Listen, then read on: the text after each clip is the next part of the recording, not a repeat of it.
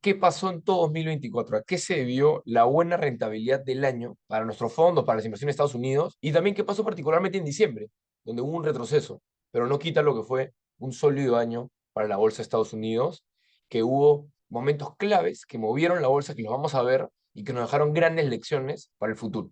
Comenzamos esta presentación del webinar de Flip de diciembre con Alex para repasar lo que fue el 2024 y lo que fue un poco diciembre. Gracias, Pablo. Bueno, entonces comenzamos. En este conversatorio vamos a hablar sobre estos temas. Vamos a contarles un poquito sobre nuestros fondos mutuos, cuáles son y cómo les fue en el año 2024.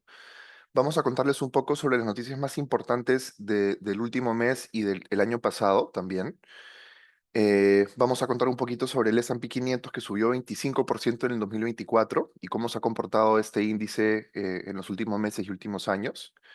Y por último, vamos a cerrar con cuál es nuestra estrategia y cuáles son nuestras expectativas y recomendaciones. Bueno, entonces, como ya saben, tenemos tres fondos mutuos. Tenemos la Cobra Chorada, que es el fondo más agresivo, es el fondo que invierte en las mejores acciones de Estados Unidos. Luego tenemos el Búho Consciente, que es un fondo balanceado que combina bonos y acciones, y además también tiene exposición a activos de resguardo de valor, como lo son el oro y el dólar americano. Y esos activos son activos a los que inversionistas recurren cuando hay mucha incertidumbre o hay crisis en el mercado. Y por último tenemos el Panda Zen, que es el fondo más conservador y que solamente invierte en bonos de Estados Unidos, tanto de las empresas como del gobierno. Entonces, haciendo un poquito un resumen de lo que fue el año pasado y diciembre, el Panda Zen, como ya les dije, tiene la gran mayoría o el 100% invertido en bonos corporativos y tiene un poquito en efectivo para poder siempre asegurar liquidez para nuestros clientes. Este fondo tuvo un rendimiento en diciembre de -1,33. En diciembre una fuerte caída en general en todos los activos financieros que ahora vamos a ahondar un poquito más por qué. El 2024 cerró en 2,76. Recordemos que el Panda Zen fue lanzado a mediados de año, entonces la rentabilidad solamente se ha dado por los meses en los que ha estado operativo el fondo. Y si hubiéramos hecho, si hacemos un análisis del portafolio que conforma el Panda, en el 2023, este hubiera rendido 8,78. Y recordemos que el Panda Zen invierte en bonos. Los bonos básicamente pagan la tasa de interés que está muy relacionada con la tasa de interés de referencia de la Fed. Y en el 2023 recordemos que las tasas todavía se encontraban altas. Entonces, es por eso que ha habido un rendimiento interesante en el Panda Zen en el 2023, o podría haber habido un rendimiento interesante en el Panda Zen. Luego estamos analizando el búho consciente, que es nuestro fondo balanceado. Como pueden ver acá, tiene un 40% en acciones, un 40% en bonos, un 15% en diversificadores, que son estos activos de resguardos de valor que les comentaba, el índice del oro y el índice del dólar, y un 5% en efectivo, que siempre tenemos un poquito de efectivo en todos los fondos para poder hacer frente a las solicitudes de liquidez de nuestros clientes. Este fondo en diciembre cayó 2,65%, dejando el 2024 un rendimiento total de casi 9%, y comparado al 2023 ha sido un rendimiento mayor, ya que en el 2023 cerró con 8,41. Y por último tenemos a la Cobra Chorada. Como ya saben, la composición de la Cobra es casi el 100% en acciones, siguiendo principalmente al S&P 500, que es el índice que sigue a las 500 empresas americanas más importantes, que prácticamente son las más importantes del mundo. Y nuevamente nuestro 2% en efectivo para hacer frente a solicitudes de liquidez. El fondo de la Cobra Chorada en diciembre se cayó 2,57%, dejando un rendimiento total del 2024 en 18,86%. Y comparado al rendimiento del 2023, como pueden ver, este año ha sido casi 3,5% mejor que el año pasado. Ahora vamos a hablar un poquito más de por qué se han dado estos movimientos en los fondos. ¿Qué pasó en el año? Eh, Si regresamos un poquito, recordemos que en el 2023, eh, a pesar de que el mercado subió, a comparación del 2022 que tuvo una caída fuerte, igual se entró al año con muchas expectativas, con mucha incertidumbre con lo que iba a pasar. Eh, Todo el mundo tenía mucha expectativa de que la Fed comience a bajar las tasas, y de hecho las bajaron 3 veces en el año. Han habido utilidades récord en todas las empresas, la gran mayoría de las empresas importantes en Estados Unidos, sobre todo las Magnific Seven, las siete magníficas, han tenido utilidades e ingresos récord. Trimestre a trimestre han ido rebasando o superando las expectativas del mercado, lo cual ha hecho pues que tengan subidas interesantes en su precio y en su valorización. Luego hubo el tema del carry trade, no sé si recuerdan, pero hubo unos días de caída muy fuerte en la bolsa porque el Banco Central de Japón decidió subir su tasa de interés. Ahora vamos a hablar de eso también. Y el año cierra casi en noviembre, confirmando a Donald Trump como el próximo presidente de Estados Unidos por los siguientes 4 años. Y esto ha sido pues también algo muy importante porque ha movido la bolsa bastante y podría definir cómo le va a ir al país y al mundo en los siguientes años. Entonces vamos a ir un poquito analizando las noticias y ver qué pasó en el 2024 y por qué subió tanto el S&P 500.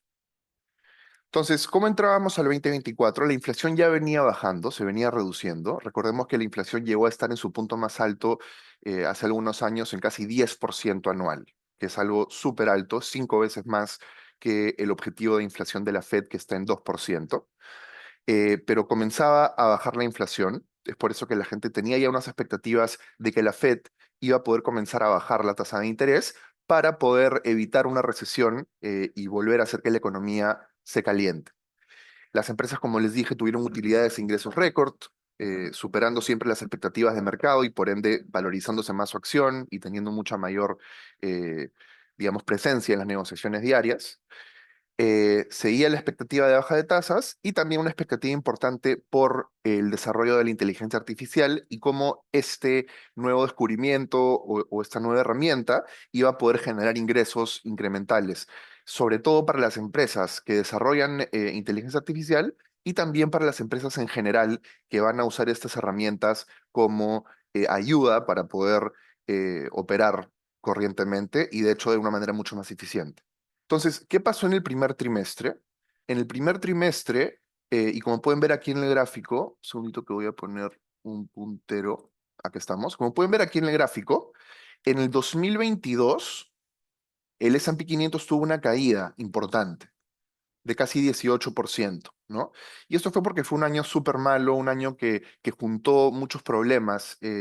Venía pues una pandemia muy, muy agresiva y venían 2 años de subsidios para todas las personas en Estados Unidos para que puedan hacer frente a esta pandemia, ¿no?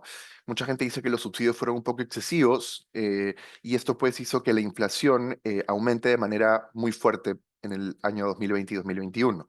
Y en el 2022, bueno, las tasas ya estaban altas, comienzan a subir las tasas y el S&P 500 se cae, pues como pueden ver, en casi 18% en el año, correcto.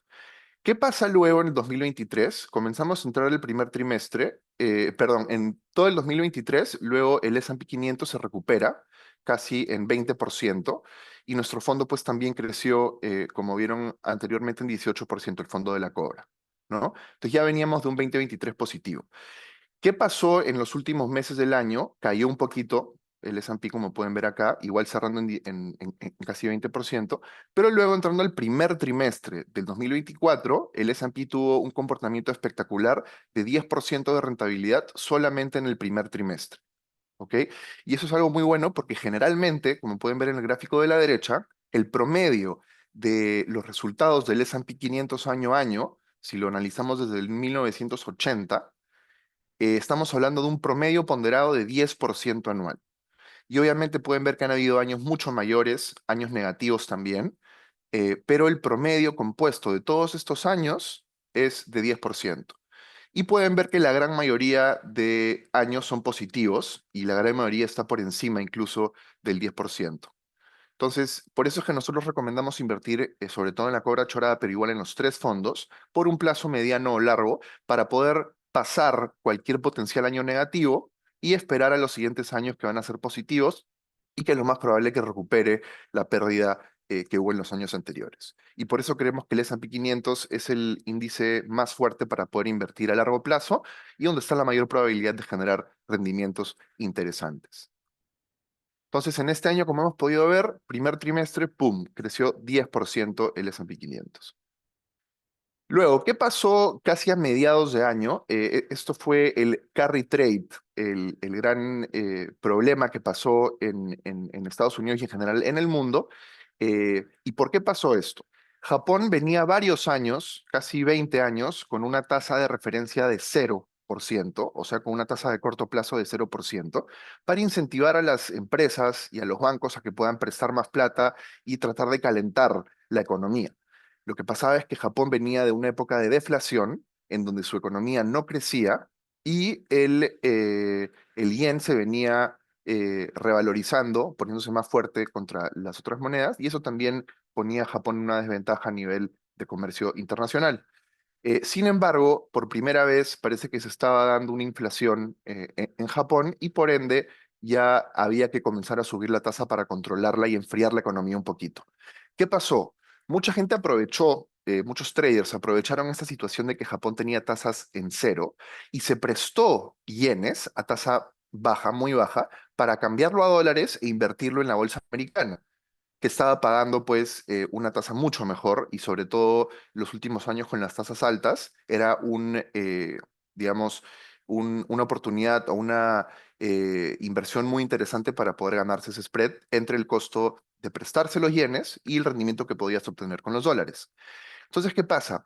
Cuando los yenes comienzan a subir de precio, o sea que el banco japonés incrementa la tasa de referencia a 0,25%, ahora los costos de estas personas que tomaron préstamos en yenes aumentaron, ¿no? Y aumentaron de manera importante. Con lo cual, muchas personas tuvieron que ejecutar sus posiciones en inversiones en dólares que tenían para poder hacer frente a estos costos incrementales de sus préstamos en yenes. Muchos brokers quizás han tenido que ejecutar esto para cubrirse, sobre todo con los inversionistas que han estado apalancados. Eh, y mucha gente pues también ha decidido, quizás la gente que no estaba apalancada, ha decidido cerrar sus inversiones en dólares para poder hacer frente a esto y no tener este riesgo de que siga aumentando la tasa y que se encuentren descalzados en sus posiciones. Y es por eso que virtualmente todas las economías del mundo cayeron ese día y la economía americana se cayó casi 3% en un día. Entonces, al final, esto hizo, como les digo, que haya una venta importante, pero al final, ¿qué sucede siempre con el S&P 500? Se recupera. En solo 2 semanas se recuperó la caída total que generó esta subida de la tasa en Japón. La caída total más o menos en el mercado americano fue de 8,4%. Eso se dio en el transcurso de una semana. Y solo le demoró 2 semanas al mercado americano volver a recuperarse de esa caída. Y los datos buenos seguían continuando. Los precios se venían reduciendo, cada vez acercándose más a ese 2% objetivo, con una inflación mínima de 2,4. El PBI seguía creciendo a una tasa de 3% anual y las expectativas de la tasa de la Fed seguían en orden, seguían pensando que iban a seguir bajándola de manera importante. Entonces se recupera y es ahí donde comienza la primera bajada de tasas también en Estados Unidos y la primera bajada que se da en septiembre la bajaron en 50 puntos básicos. Generalmente los bancos centrales suben o bajan sus tasas en ritmos de 0,25 en 0,25%. Sin embargo, en este momento había un poco de preocupación por una potencial recesión sobre el mercado y la Fed decidió ajustar la tasa en 0,50 para darle una señal al mercado de que estaban comprometidos con seguir impulsando la economía y evitar que hayan potenciales recesiones, tratando de generar, como se le llama, un soft landing o una corrección de mercado suave, sin que genere crisis. Entonces así comenzamos bajando en 0,5 la tasa y ahí no quedó, sino que la tasa siguió bajando 2 veces más. O sea, un total de 3 veces bajó la tasa en el 2024 y esto siguió impulsando a que las siete magníficas, que son principalmente empresas tecnológicas, siga teniendo utilidades e ingresos récord y su valor siga aumentando también en el año. En total las tasas bajaron en 1% en el año 2024 y se esperaba que este año que viene también sigan bajando las tasas. ¿Qué pasó entonces a fines del año pasado? Donald Trump fue elegido presidente y esto el mercado lo ha tomado como una buena noticia. ¿Por qué? Porque Donald Trump ha tenido propuestas que según él iban a fortalecer la economía americana, iban a volver a poner a Estados Unidos como líder de comercio internacional y como líder, como potencia mundial. Y las tres cosas principales que iba a hacer Trump iba a ser recortar los impuestos para las empresas, y esto es bueno para la economía y para la bolsa, porque va a hacer que las empresas americanas puedan seguir teniendo más utilidades en este año y en los años del gobierno de Trump. Así que eso es bueno. Luego también va a incrementar los impuestos a empresas extranjeras y los aranceles. Los aranceles son los impuestos que pagan por hacer importaciones en el país para tratar de proteger la industria local, ¿no? Y eso también es bueno porque podría pues fortalecer la posición de las empresas locales en el mercado local. Y por último, quiere reducir la regulación en bancos y en criptomonedas para que puedan tener más libertad de operar y que la economía pues siga aumentando, soportada o ayudada por los bancos y las instituciones financieras. Y las criptomonedas es muy probable que tengan una muy buena racha en los próximos años. Ahora recuerden que las criptomonedas son activos sumamente riesgosos, sumamente volátiles y que no recomendamos nosotros invertir en criptomonedas para poder generar ganancias de largo plazo. ¿Ok? Los que quieran invertir en criptomonedas tienen que saber que hay mucho riesgo y en todo caso que sea un monto de dinero que no necesiten y que sepan que pueden perder y que no les importa. ¿Ok? Entonces, luego de estas muy buenas noticias que salieron de Trump, que pasó en el 2000, perdón, en noviembre del 2024, el mercado se emocionó mucho, hubo una rentabilidad importante en ese mes. Pero ¿qué pasó? Salió Powell, que es el presidente de la Fed, a decir que la economía está tan fuerte, le está yendo tan bien y está resistiendo, la inflación sigue todavía un poquito alta, entonces dice que es muy probable que el 2025 se hagan menores recortes. En vez de los cuatro que el mercado esperaba, cuatro recortes de tasa para el 2025, quizás sean solo tres, es lo que dijo Powell.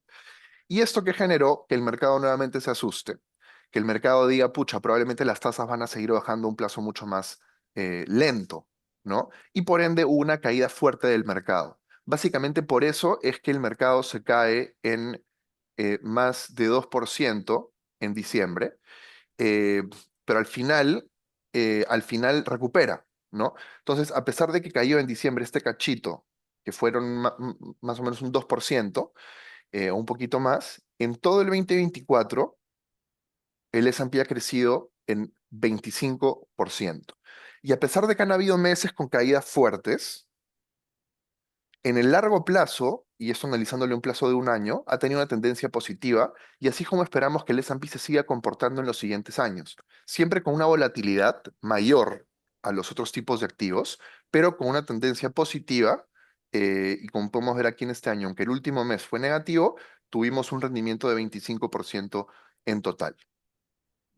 Entonces, ¿qué nos muestra este gráfico y qué nos muestra toda la historia, incluso analizando este año? Tratar de timear el mercado no funciona. Es muy difícil tratar de especular y decir en este momento se va a dar una caída o en este momento va a subir el mercado y por ende tenemos que comprar o tenemos que vender. Al final eso te puede jugar en contra porque nunca vamos a saber, nunca vamos a poder predecir qué va a pasar en el mercado. Y como saben, el mercado se mueve por expectativas, por supuestos, por incertidumbre, por certidumbre. Por el final la gente lo que está pensando es qué va a pasar en el futuro y se trata de adelantar. Entonces, tenemos que tratar de siempre estar invertidos y así poder aprovechar los mejores días de rendimientos del año. En este caso, como pueden ver, en los últimos 30 años, el rendimiento promedio por año ha sido 10%, como vimos en el gráfico de hace unas diapositivas. Si nosotros hubiéramos estado los 30 años, pero saliéndonos los 20 mejores días de esos 30 años, nuestra rentabilidad hubiera bajado a la mitad casi, anual, solo por 20 días. Y si analizamos con un plazo más corto, de 15 años, el rendimiento promedio fue de 11% anual, pero si no hubiéramos estado los 20 mejores días de mercado, solamente hubiéramos recibido 2,7% anual. Es por eso que es tan importante siempre mantenerse invertidos, siempre que tengamos excedentes poder invertirlos en algo como el S&P 500 o balancearlo un poquito más con otros activos menos volátiles, pero siempre poder invertir y estar invertido hasta que uno necesite el dinero o hasta que uno tenga algún tipo de situación financiera que le requiera usar ese dinero. No desinvirtamos porque creemos que ya llegó a su máximo y no comencemos a invertir porque creemos que está en su mínimo. Siempre que podamos, invirtamos. Y eso es un poco siempre nuestra filosofía. Entonces, aquí podemos ver a lo largo de la historia, el punto más bajo del S&P 500 se dio en el 2022, como les dije que fue un año muy malo, en octubre, y desde ese punto hasta hoy, el mercado se ha incrementado en 70%, básicamente en 2, 3 años, ¿no? Entonces, de ese punto más bajo ha crecido 70% y eso es algo que nos puede seguir llenando de optimismo y nos puede un poco ayudar a entender también que invertir siempre es bueno, invertir acá, acá, acá, acá, al final siempre a largo plazo vamos a tener un rendimiento positivo. Y estas variaciones al final son impredecibles, nadie las puede predecir. Y acá podemos ver desde 1957 cuáles han sido las rachas, digamos, de periodos positivos en el S&P 500. Entonces, por ejemplo, aquí del 57 al 61 había una racha de 4,1 años positivo del S&P 500, rindiendo 86%. Y así sucesivamente pueden ver en los siguientes intervalos de la historia cuáles han sido los años seguidos que han estado positivos. Y como pueden ver, la gran mayoría supera los 3 años, ¿no? Y teniendo rendimientos pues muy interesantes. En promedio, lo que podemos ver aquí en promedio, obviamente no podemos predecir lo que va a pasar en el futuro, pero viendo la historia te ayuda a poder predecir un poquito más basado en algo real. En promedio han sido 5 años más o menos seguidos los que ha tenido el S&P 500 de periodos positivos y tenían un rendimiento promedio de 174% en estos periodos. Entonces, este es un análisis interesante para entender que si nosotros experimentamos algún año negativo cuando estemos invertidos, lo más probable es que se vengan luego un grupo fuerte de años positivos que pueda compensar y dejar nuestra rentabilidad neto en positivo. Entonces, nuevamente, ¿no? La historia nos dice eso, que en el largo plazo tenemos que siempre estar invertidos en el S&P 500 porque siempre se recupera y se recupera más rápido que las otras economías. Como pueden ver aquí, estamos comparando Estados Unidos, representada por el S&P 500, que son las 500 empresas más importantes de la industria, comparándolo con el mercado peruano, europeo, mercados emergentes y América Latina en general. Entonces, aquí en los primeros años del índice podemos ver que se mantienen muy similares las economías, pero luego Estados Unidos le saca pues una brecha interesante, muy grande a las otras economías. Y en ese análisis puedes invertir, si tuvieran que elegir en cuál de estos índices invertir en largo plazo, me imagino que elegirían todos el S&P 500. Y es por eso que es lo único que les ofrecemos nosotros en Flip, Estados Unidos, porque es donde creemos que está la mejor probabilidad de hacer ganancia en el largo plazo. Entonces, ¿qué les recomendamos? Nosotros recomendamos siempre saber cuál es tu perfil de riesgo. Para eso necesitas saber si tu perfil es conservador, o sea que si quieres cuidar tu dinero y recibir una renta periódica, con una pequeña volatilidad, pero muy chiquita comparado a las acciones. Este perfil conservador generalmente es para personas mayores que ya han ahorrado mucha plata toda su vida y que lo que más les interesa es cuidarla, no perderla, y poder generar igual una renta que ojalá le gane a la inflación en el tiempo. Luego tenemos el perfil moderado, que básicamente el objetivo es reducir la volatilidad a través de una inversión balanceada, ¿no? Y tener siempre lo más diversificado posible.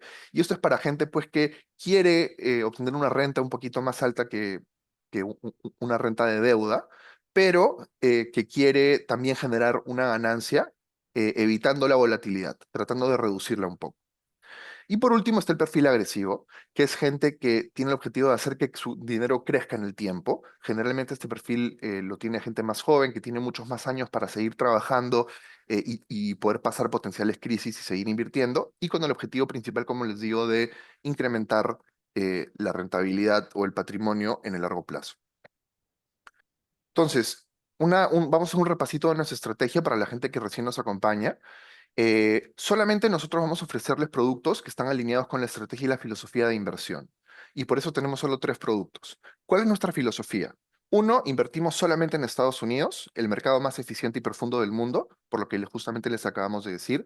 Es un mercado sumamente líquido, que tiene una cantidad infinita de analistas que siempre están analizando empresas independientes y al final es donde está la mayor probabilidad de representar realmente en el precio de la acción el valor de la empresa, por la liquidez y la profundidad que tiene la economía. Luego solamente usamos ETFs, que son instrumentos sumamente diversificados, los cuales tú puedes comprar. Y al comprar un ETF, tú ya tienes exposición a un montón de activos que están dentro de ese ETF. En nuestro caso, el principal ETF que nosotros compramos es el SPY o SPY o SPY, que es el ETF que sigue o replica al S&P 500. Luego, solamente invertimos en dólares. Creemos que es la moneda más sólida y confiable del mundo. Es la moneda en la que la mayoría de países tienen sus reservas internacionales y creemos que eso va a seguir así en el futuro. Así que solo invertimos en dólares.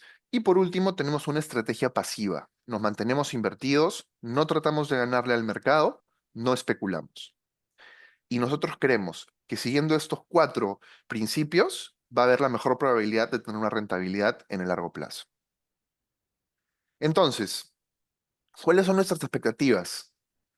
Las expectativas, como ya les dije, creemos que va a seguir creciendo el mercado americano. Creemos que la economía tiene todo para seguir estando fuerte, sobre todo los factores de productividad adicionales que se vienen este año, como son la inteligencia artificial y las computadoras cuánticas, que parece que ahora va a ser la siguiente tendencia. Y esto creo que va a hacer no solamente que las empresas que desarrollan esta tecnología crezcan, sino que todas las empresas que van a comenzar a usar la tecnología van también a tener mayor productividad, menores costos y probablemente mejores utilidades a fin de año y por ende los precios también deberían seguir creciendo. Igual esto no lo sabemos, pero esto es lo que creemos que va a pasar. Entonces, ¿qué recomendamos? Mantener la disciplina. Eso es lo más importante, no dejar que las emociones influyan. Uno puede a veces encontrarse con un año negativo y asustarse, y por miedo a no perder más, ese miedo de los intestinos que tenemos a veces del estómago, nos hace a veces tomar decisiones equivocadas o decisiones, digamos, no premeditadas, ¿no? Entonces, nosotros recomendamos mantener esa disciplina y no dejar que las emociones influyan, confiar en nuestra estrategia, confiar en el mercado americano y siguiendo nuestros principios, invirtiendo solo en Estados Unidos, solo en dólares, solo en ETFs. ¿Por qué? Porque hay un mercado eficiente y profundo, hay mucha liquidez en el mercado y tiene una diversificación los ETFs que puede servirnos mucho. Y manejar la inversión de manera pasiva, siempre con un objetivo de largo plazo. Y con esto cerramos con un último repaso nuevamente para las personas que se conectaron durante la llamada para comentarles cómo cerraron los fondos.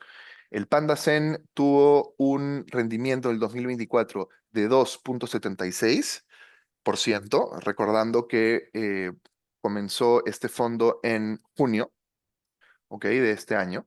Eso quiere decir que si hubieras invertido $1,000 en junio, a fin de año hubieras tenido $1,027,6. Luego, y bueno, como pueden ver acá también los montos han incrementado desde inicios $1,000,000, a fin de año hemos llegado a $5,000,000 en el fondo del Panda Zen. Gracias a ustedes por su confianza y esperamos que esto siga creciendo. Luego el búho consciente, comenzamos el año con $14,5 millones en el fondo y ahora estamos en 20,2 millones a fin de año. Y el fondo ha crecido en el año casi 9%, 8,94.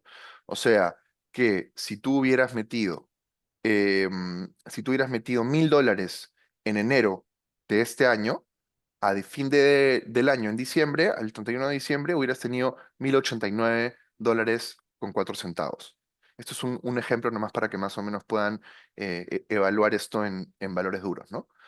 Y por último, nuestra Cobra Chorada, que ha tenido un crecimiento espectacular de $3,4 millones a $17,4 millones, ha tenido un rendimiento de 18,86% en el año, y eso quiere decir que si tú hubieras invertido $1,000 el 1 de enero, al 31 de diciembre hubieras tenido $1,188 con 6 centavos. Entonces, eh, son montos muy interesantes. Esperamos que esto siga sucediendo en los años que vienen. Y recuerden, aunque hayan años malos o negativos, en el largo plazo el S&P 500 es el mejor lugar donde podemos estar expuestos para tener ganancias en el largo plazo.